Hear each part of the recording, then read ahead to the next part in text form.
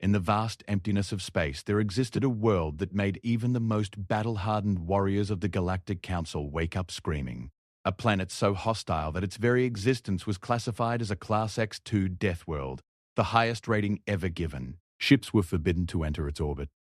Probes sent to its surface never returned. The few species that had attempted colonization were never heard from again.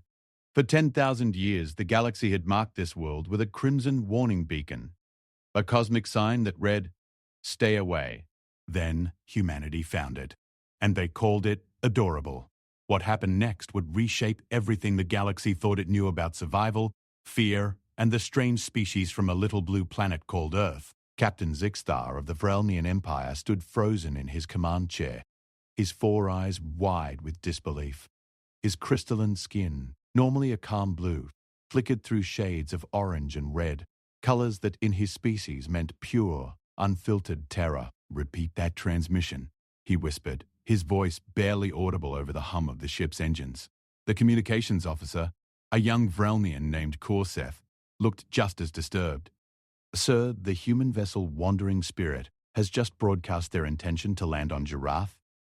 Seven, Zixtar repeated, his voice hollow.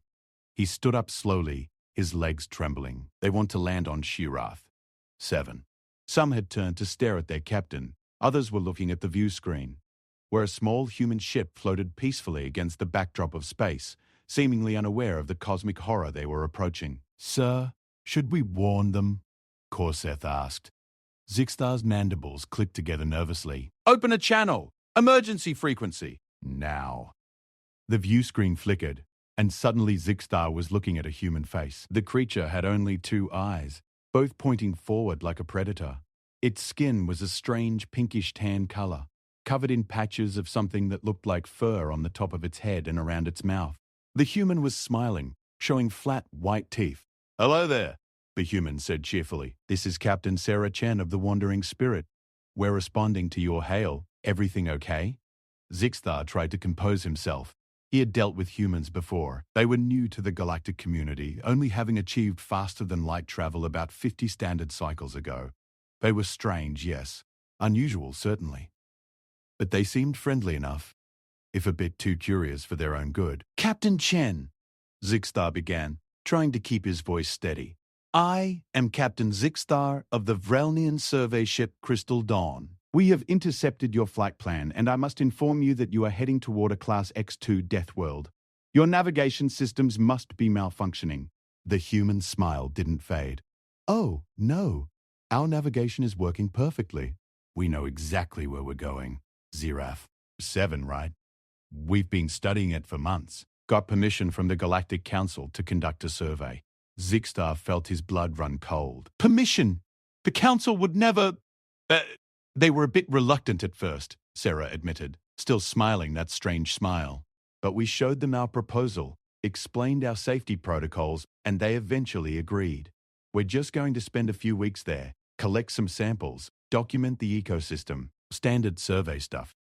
"Captain Chen, with all due respect, I don't think you understand what Giraffe 7 is. That planet has killed every species that has tried to land on it. The atmosphere contains acidic compounds that can dissolve most known metals. The gravity is 3 times galactic standard. The temperature swings from freezing to boiling within hours. The native life forms are all aggressive predators. The very ground itself is hostile, filled with volcanic activity and seismic instability. Ships that orbit the planet for too long experience system failures. Probes sent to the surface simply stop transmitting."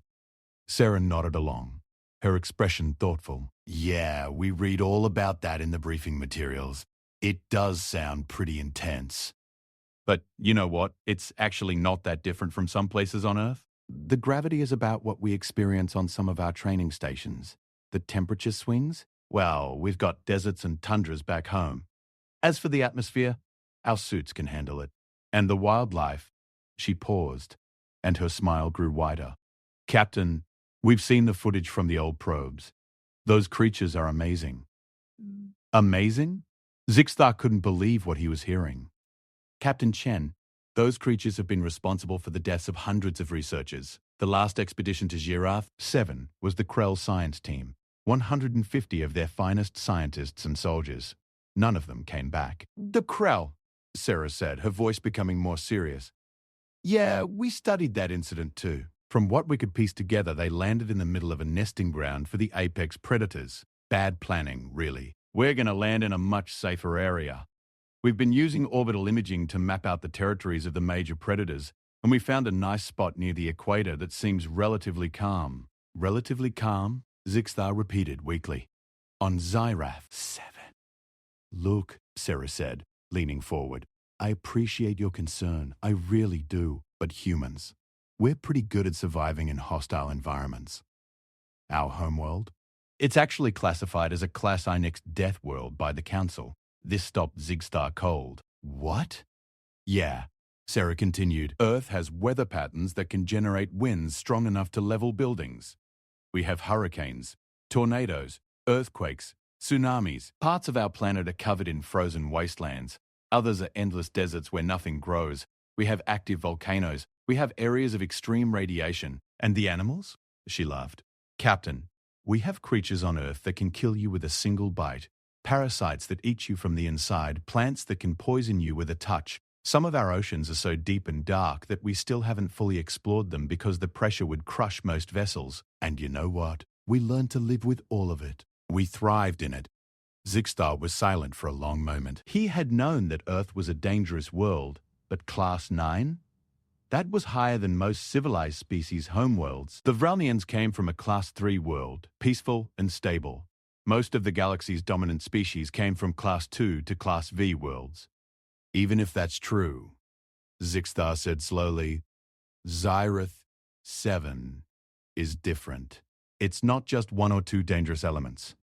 Everything about that planet is designed to kill. The Krell, they come from a Class 5 CI world. They're one of the toughest species in the galaxy. And they all died within days of landing." Sarah's expression softened. "I know you're trying to help, Captain, and I respect that. But we've prepared for this. Our team has members who've survived in some of Earth's most extreme environments.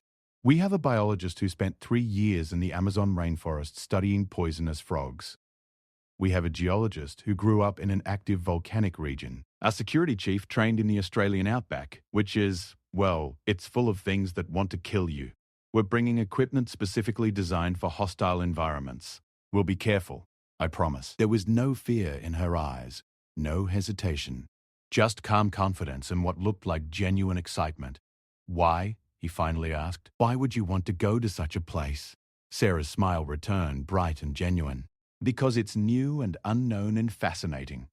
Because every world, no matter how hostile, has something to teach us." And honestly, she glanced to the side, where Zixthar could see another human working at a console. "Some of the creatures we've seen in the probe footage are just adorable. Adorable," Zixthar said flatly. "There's this one species," Sarah continued enthusiastically. "Looks kind of like a lizard-wolf hybrid with 6 legs and crystalline spines along its back. The way it moves is just beautiful. Deadly, sure, but beautiful. And the ecosystem interactions we've observed, the symbiotic relationships between the predators and the smaller organisms, it's incredible.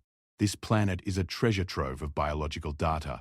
That lizard-wolf hybrid," Zixthar said quietly, "is called a shriekwaying in the old records. It hunts in packs of up to 30 individuals. They're capable of taking down prey 10 times their size. Their crystalline spines contain a neurotoxin that causes paralysis and excruciating pain. They're considered one of the most dangerous predators in the known galaxy." "I know," Sarah said, her eyes practically glowing with interest. "Isn't it amazing?" Zixthar realized in that moment that he was talking to someone who fundamentally saw the universe differently than he did. Where he saw death and danger, this human saw wonder and challenge. Where he saw a nightmare, she saw an adventure. "Captain Chen," he said slowly, "I cannot stop you. Your clearance from the Council is valid. But please, I beg you, be careful. If you encounter any problems, any at all, contact us immediately. The Crystal Dawn will remain in orbit. If you need emergency evacuation, we will come for you." "Thank you, Captain. That's very kind of you. Don't worry too much, though. We humans are pretty hard to kill." The transmission ended, and Zixthar slumped back in his chair. Around him, his crew slowly returned to their duties, but the atmosphere on the bridge had changed. Everyone was tense, worried. "Sir," Korzeth said quietly, Do you think they'll survive? Zixtar watched on his screen as the human ship began its descent towards Syrath. 7. The planet loomed below, a swirling mass of toxic clouds, volcanic activity, and countless dangers. And heading straight into it was a tiny ship full of humans who thought it was adorable. I don't know, Zixtar admitted, but I'm going to stay here and find out. Someone needs to witness what happens one way or another. The wandering spirit disappeared into the clouds, and Zixtar began what he expected would be a very short vigil. Sarah Chen felt the ship shake as they entered Shirath, 7's atmosphere. The turbulence was intense, but nothing their ship couldn't handle. Beside her, her co-pilot and husband, Marcus Chen, was calmly monitoring their descent trajectory. Atmospheric composition is as expected, he reported. Sulfuric acid content is high, but the hull coating is holding perfectly. Temperature outside is currently minus 40 degrees Celsius. That'll change once we're through this cloud layer. How's everyone in the back? Sarah asked through the comm system. Excited, came the voice of Dr. Elizabeth Okafor, their chief biologist. I've got 3 different screens showing me sensor data from the surface, and I'm seeing biodiversity readings that are off the charts. Sarah, this place is alive with species we've never seen before. Try not to get too excited until we're actually on the ground in one piece, Sarah replied with a grin. They broke through the cloud layer, and suddenly Shirath, 7, spread out before them. Sarah caught her breath. It was beautiful. The landscape was a chaotic mix of purple and orange vegetation, massive rock formations that jutted up like the bones of ancient giants, and in the distance an active volcano painting the sky with red and gold. Finding our landing site, Marcus said, his fingers dancing over the controls. There, that plateau, looks stable, clear of major predator activity according to our satellite mapping. The ship descended smoothly, and Sarah felt the slight bump as they touched down. For a moment, everyone was silent, just taking in the fact that they had actually done it. They had landed on Gyrath, 7, the most feared planet in the galaxy. Then Dr. James Reeves, their geologist, spoke up over the comm. Boss! I'm reading seismic activity about 30 kilometers to the east. Looks like a minor quake. And the radiation levels are higher than expected, but still well within safe limits for our suits. What about the temperature? Sarah asked. Currently 28 degrees Celsius and rising. We should hit about 45 by midday. Our suits will keep us comfortable. Sarah stood up and stretched. All right, everyone. Let's run through our safety protocols one more time before we step outside. We're on Gyrath. 7 now, and I want everyone going home with all their limbs attached. As her crew prepared for their first venture onto the surface, Sarah looked out the viewport at the alien landscape. Somewhere out there, in that purple forest, the creatures that had terrified the galaxy for millennia were going about their lives. And soon she and her team would be walking among them. She couldn't wait. The airlock hissed open, and Sarah took her first step onto Gyrath.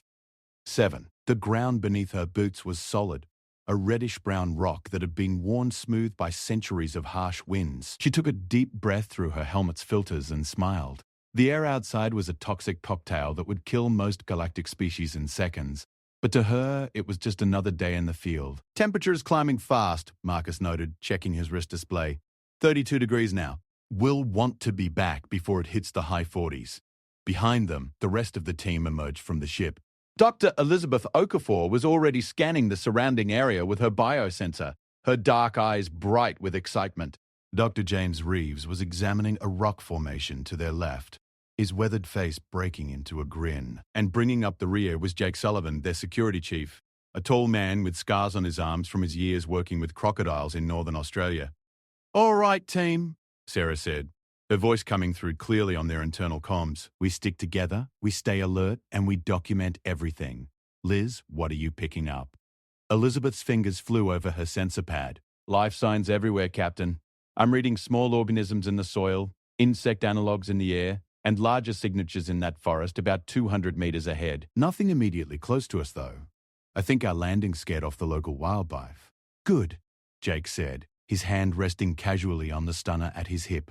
Let's try to keep it that way for now. They moved forward as a group, their boots crunching on the strange soil. The landscape was unlike anything Sarah had seen before. The vegetation was thick and twisted, plants with purple leaves that seemed to shimmer in the light. Some had what looked like crystalline structures growing from their trunks, catching the sunlight and throwing rainbow patterns across the ground. "James, are you seeing this?"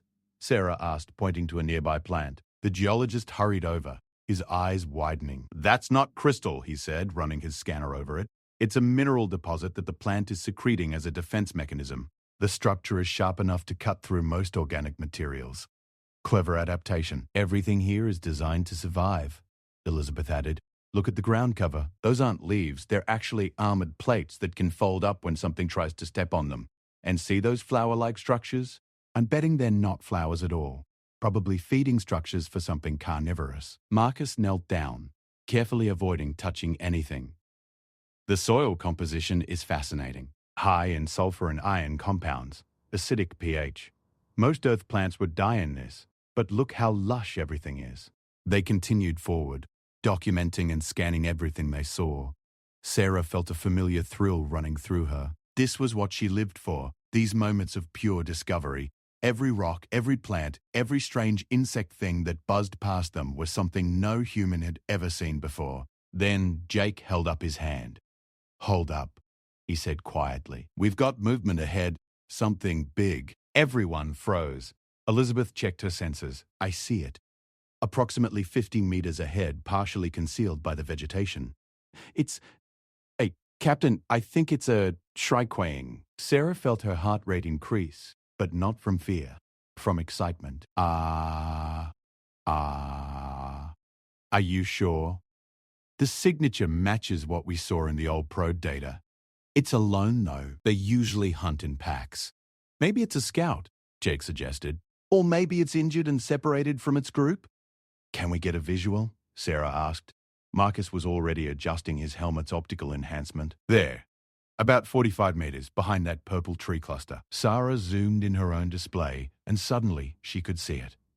The shrieking was magnificent. It was about the size of a large earth lion, with a sleek body covered in scales that shifted from deep purple to black depending on the light. Its 6 legs moved with fluid grace, each ending in razor-sharp claws, and along its spine, just as the records had described, were rows of crystalline spikes that glowed faintly with an inner light. "It's beautiful," Elizabeth whispered. "It's deadly," Jake corrected, though his tone suggested he agreed with Elizabeth's assessment. "Those spines contain enough neurotoxin to drop an elephant. And look at those teeth." The shrieking had opened its mouth slightly, revealing rows of serrated fangs. It was clearly aware of the human's presence, its head turning slightly in their direction, but it hadn't moved toward them. It seemed to be watching. "What do you think it's doing?" Marcus asked.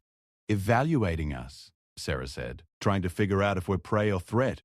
She slowly raised her hand, making sure the movement was visible but non-threatening.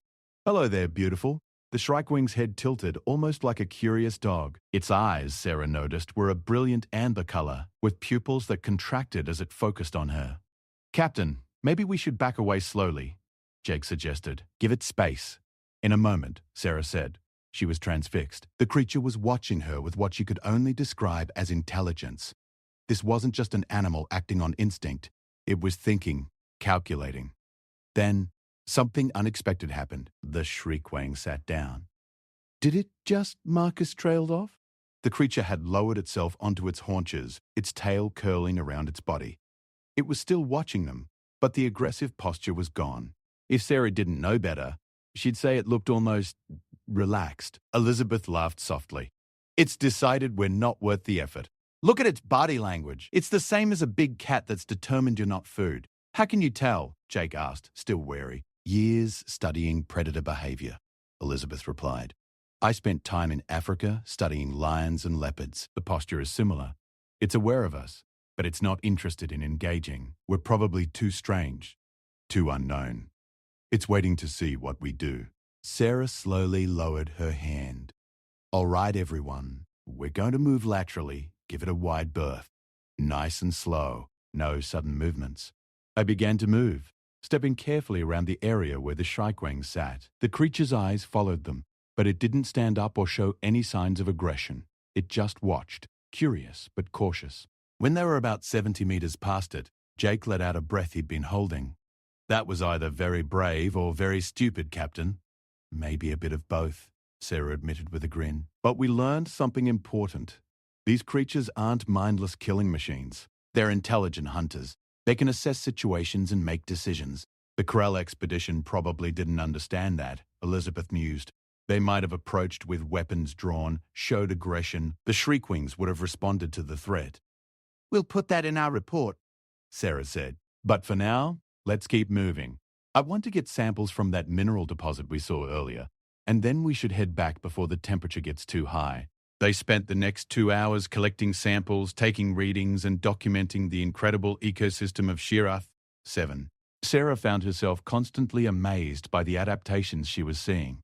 Everything here had evolved to survive in conditions that would kill most life forms. Plants that could withstand extreme temperature swings, animals with armor-like hides to protect against the acidic rain, insects that had developed symbiotic relationships with the predators, cleaning their scales in exchange for protection.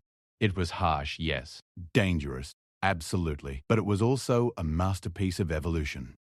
As they were preparing to head back to the ship, Elizabeth suddenly grabbed Sarah's arm. "Captain, look at this." She was pointing to what looked like a burrow in the ground. Inside, barely visible in the shadows, were small creatures. They were about the size of rabbits, covered in soft-looking fur that had a slight iridescent sheen. They had large eyes and small, delicate paws.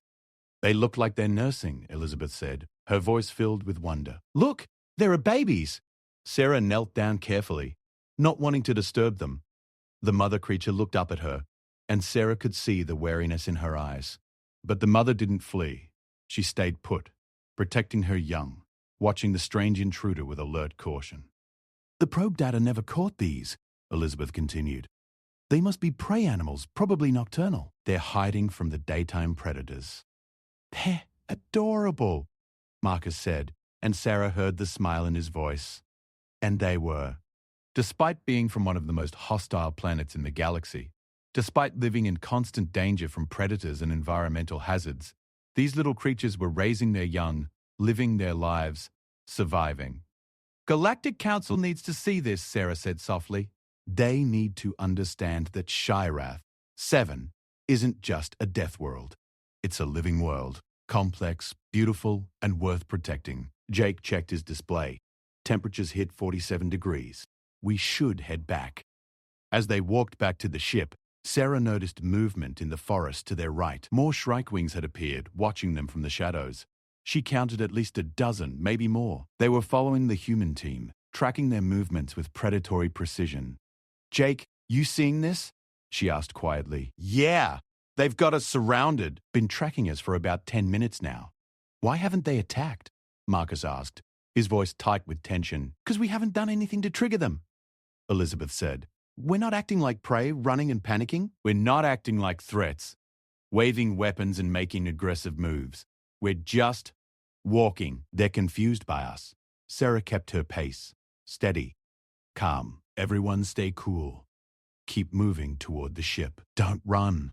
The Shriekwings kept pace with them, shadows moving through the purple forest. Sarah could see their eyes reflecting the light, amber and bright, watching with unblinking focus. It was one of the most terrifying and exhilarating experiences of her life. They reached the ship without incident. The Shriekwing stopped at the edge of the clearing, forming a loose semicircle around the vessel. They sat there, watching as the human team entered the airlock. Once they were inside and the airlock had sealed, Marcus leaned against the wall. "That was too close. That was perfect," Elizabeth countered. "We just had a peaceful encounter with one of the galaxy's most feared predators." "Multiple encounters. And nobody got hurt." Sarah pulled off her helmet and ran a hand through her sweat-dampened hair. "We need to transmit our findings to Captain Zixthar, and we need to start preparing for tomorrow. There's so much more to explore here." "Tomorrow?"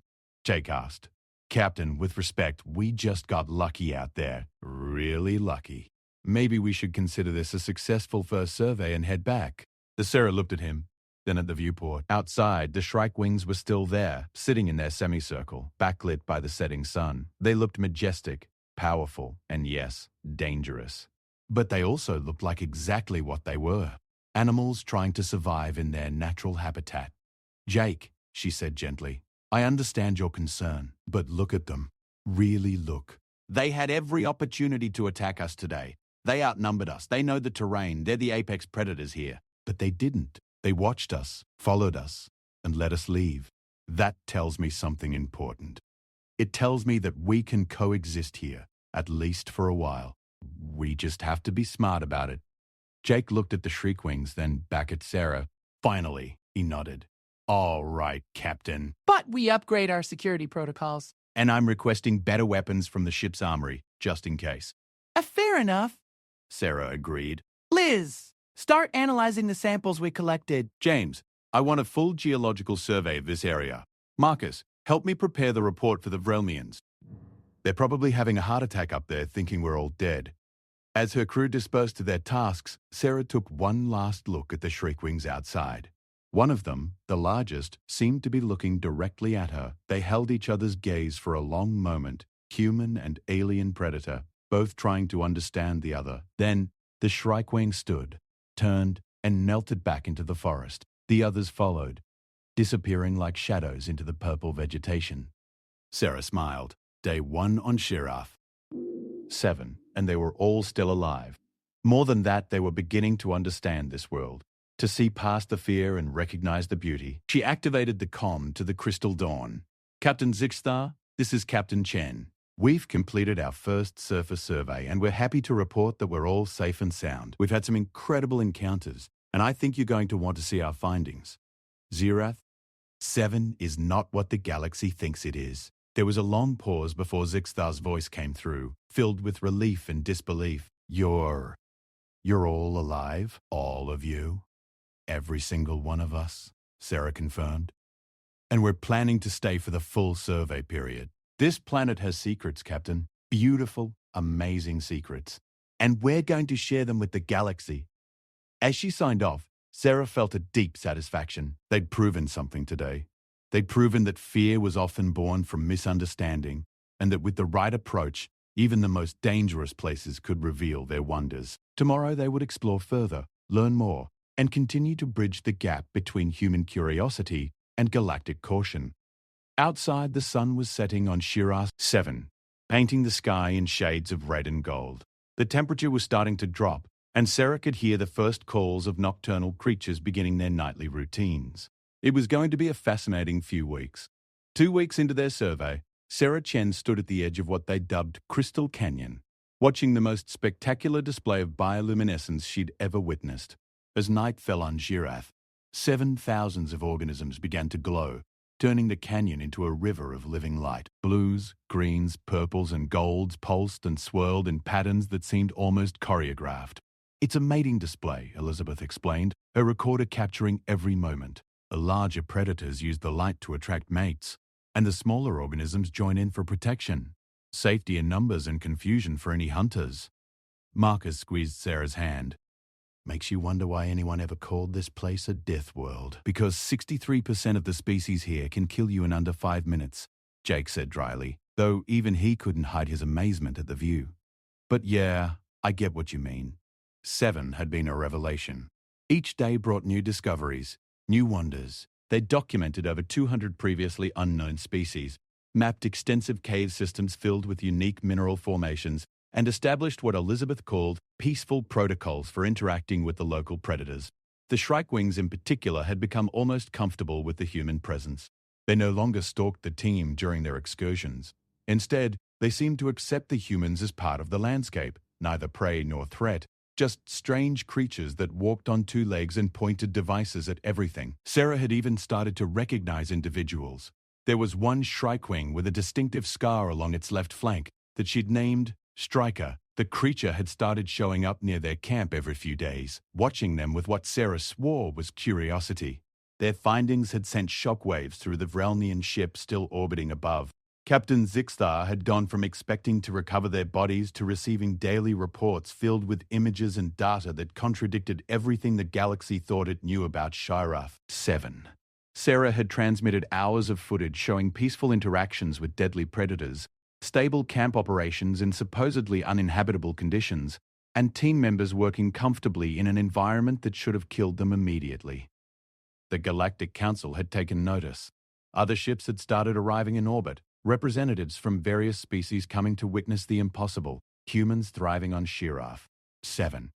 But then, on day 15, Everything changed. Sarah woke to the sound of alarms blaring through the ship. She bolted upright, already reaching for her emergency suit. "What's happening?" Marcus was already at the controls, his face grim.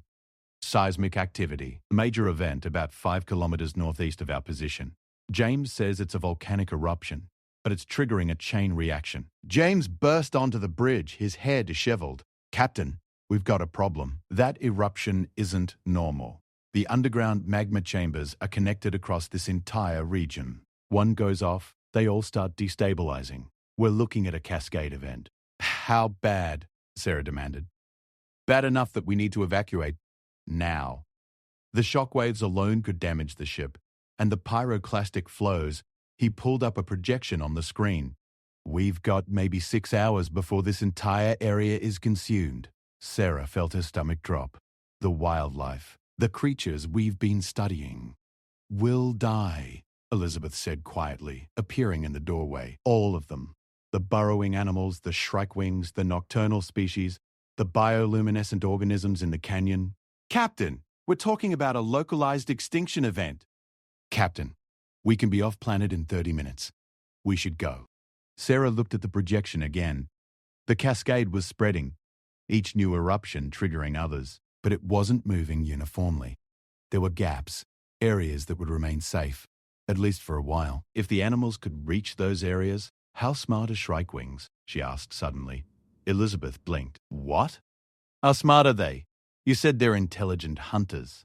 Can they understand danger? Can they be guided?" Understanding dawned on Elizabeth's face, followed quickly by concern. "Sarah, you can't be thinking—" "We can't just leave them to die," Sarah said firmly. "We have 6 hours. We have equipment. We have knowledge of the safe zones. We could help evacuate them." "Evacuate predators," Jake said flatly. "Predators that could kill us. From a volcanic disaster." "Captain, that's insane." "It's mercy," Sarah countered. "These animals aren't just research subjects to me. They're living beings trying to survive on their own planet. We have the capability to help them. Doesn't that mean we have the responsibility?" Marcus was quiet for a moment. Then he nodded. "I'm with Sarah. We didn't come here just to study and leave. If we can make a difference, the council will think we've lost our minds," James muttered. But he was already pulling up topographical maps. "Okay, if we're doing this, we need to identify the nearest safe zones and figure out how to herd multiple species of territorial predators in the same direction without starting a bloodbath." "Can we use their biosignatures?" Sarah asked Elizabeth. "If we can broadcast sounds or signals that indicate danger, something they'd naturally respond to." "Maybe. I've been studying their communication patterns. They use a combination of vocal calls and body language, and they respond strongly to environmental cues. If we can simulate the signals that indicate volcanic activity, they might instinctively move away from the danger." "What about the smaller animals?" Marcus asked. "The ones that can't move as fast?" Sarah thought quickly. "We can use the cargo bay. Load as many as we can. Transport them to safe areas. Release them. It's not perfect, but it's something." 6 hours, Jake reminded them, "and we still need to save ourselves." "Then we'd better move fast," Sarah said. "Jake, you're in charge of ship security and loading the smaller animals. Liz, you work on the communication devices. James, you guide us to the safe zones. Marcus and I will handle the evacuation operations. Everyone, we work in teams of 2. No exceptions. If this goes wrong, if the situation becomes too dangerous, we abort immediately and get off planet. Understood?" They all nodded, and suddenly the ship was a flurry of activity. Within 20 minutes, they had modified several of their survey drones to broadcast distress calls and environmental danger signals. Elizabeth had cobbled together a translation of sorts, using recordings of shrike-wing alarm calls mixed with seismic rumbling sounds. Sarah and Marcus took the landing vehicle, a smaller, more maneuverable craft, and headed toward the nearest shrike-wing pack territory. Behind them, the sky was already darkening with ash, and the ground shook periodically with tremors. They found the pack quickly. About 20 shrike-wings, including Stryker with his distinctive scar, were gathered in a clearing. They were agitated, clearly aware that something was wrong, but they weren't moving. They were territorial animals, reluctant to leave their hunting grounds. Sarah activated the drone, and it flew ahead of the vehicle, broadcasting its warning calls.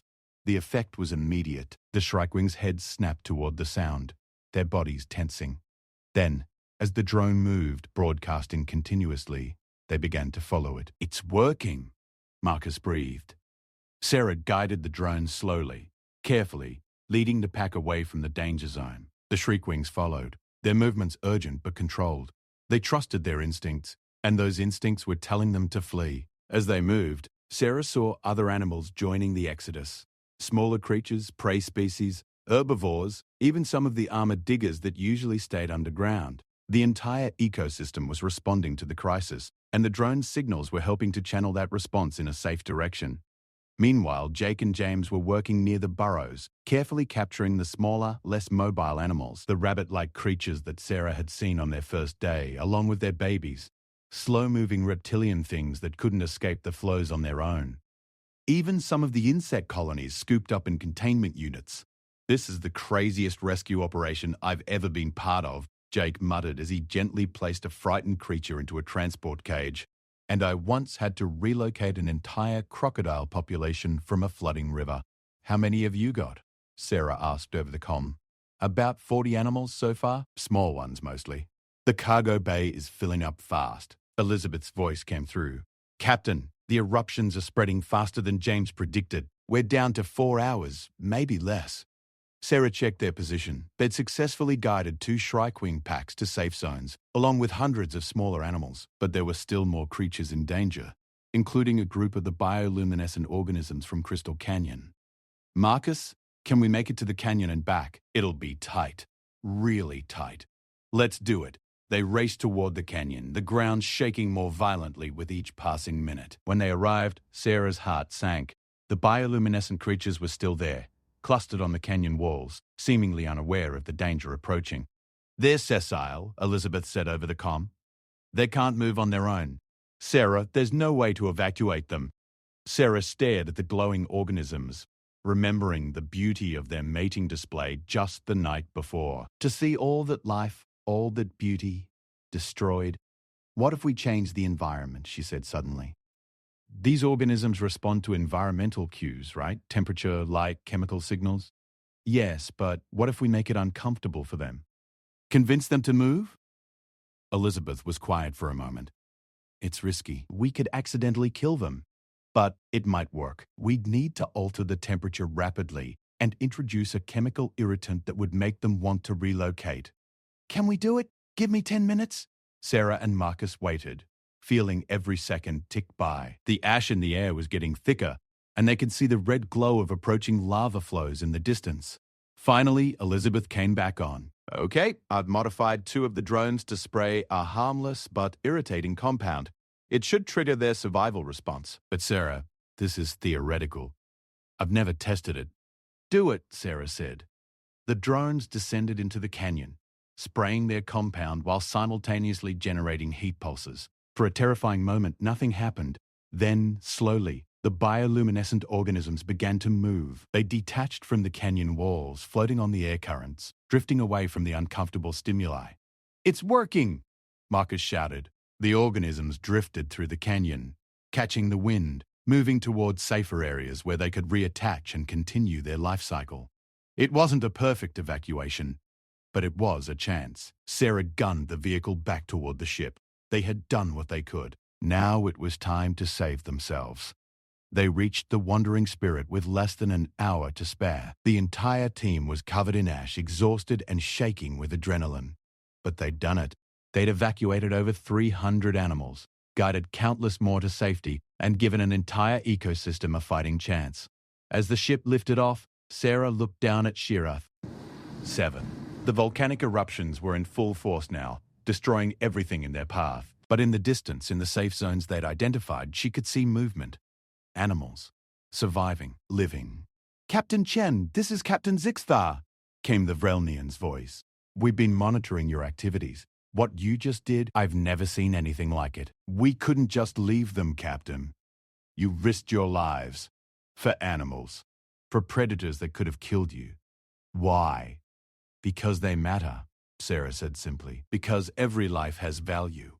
Because we can't just be observers in the universe. Sometimes we have to be participants, even when it's hard. Even when it's dangerous." There was a long pause. Then Zixthar said quietly, The council is going to want to meet with you, all of you. What you've done today, it changes things. It changes how we see Shirath. 7. How we see many things. Over the next few weeks, word spread through the galaxy, not just about humans surviving on Zyrath. 7. But about what they'd done during the eruption. Species that had viewed humans as curious but ultimately typical newcomers began to see them differently. The wandering spirit returned to Galactic Council space as heroes. Their footage of the evacuation operation went viral across countless worlds. Suddenly, Zyrath 7 wasn't just the death world to be feared and avoided. It was a world with value, with life worth protecting. The council voted to establish Shirath 7 as a protected world, a nature preserve. Human teams would be allowed to maintain research stations there, conducting long-term studies of the ecosystem. Other species could visit, but only under strict protocols designed to protect both visitors and native life. Sarah stood on the observation deck of the council station, looking out at the stars. Beside her, the other members of her crew were being celebrated, interviewed, honored. But she felt quiet, contemplative. Thinking about going back? Marcus asked, joining her. There's so much more to learn there, so much we didn't have time to study. We'll go back, Marcus assured her. The council has already approved funding for a permanent research station. They want us to lead it, Sarah smiled. What do you think Zixstar would say if we told him that? Probably that we're insane, Marcus laughed. But I think he'd also understand now. We showed him that fear doesn't have to be the default response. That understanding is possible, even with the most dangerous things. Elizabeth joined them, holding a dapad. You two need to see this. It's footage from one of our monitoring satellites, taken yesterday. She played the video. It showed the safe zone where they'd guided the Shriekwang packs. And there, in the center of a clearing, was a familiar figure. Stryker, with his distinctive scar, sitting calmly. And around him, the pack had settled, rebuilding their territory in their new home. As they watched, Stryker looked up at the sky, directly at where the satellite camera was positioned. For just a moment, it felt like he was looking at them, acknowledging what they'd done. Then he stood, stretched, and melted back into the purple forest, alive and thriving. We made a difference, Sarah said softly. In our own small way, we made a difference. That's what humans do, Jake said, appearing behind them. We see something that needs help, and we help. Even if it's terrifying, even if it's impossible, we try. Across the galaxy, the story of the humans and Zyrath 7 became legend. It was taught in xenobiology classes, discussed in philosophical circles, analyzed by military strategists. But more than anything, it changed perspectives. The galaxy had feared the planet. Humans had seen it for what it really was, a home filled with life that deserved to exist. And in saving that life, humanity had shown the galaxy something important about themselves. They were dangerous, yes. They came from a death world, true. But they were also compassionate, brave, and willing to risk everything for creatures that couldn't even understand the concept of gratitude. In the end, that made them more than just another species in the galactic community. It made them special. And as Sarah looked out at the stars, knowing that somewhere out there, on a planet that terrified the galaxy, creatures were living and thriving because of what her team had done, she felt a profound sense of purpose. This was just the beginning. There were countless worlds out there, countless mysteries to solve, countless lives to understand and protect. And humanity, with their strange habit of calling dangerous things cute, and their even stranger habit of helping those who couldn't help themselves, was perfectly positioned to make a difference. The galaxy had feared the planet. Humans had loved it. And that made all the difference.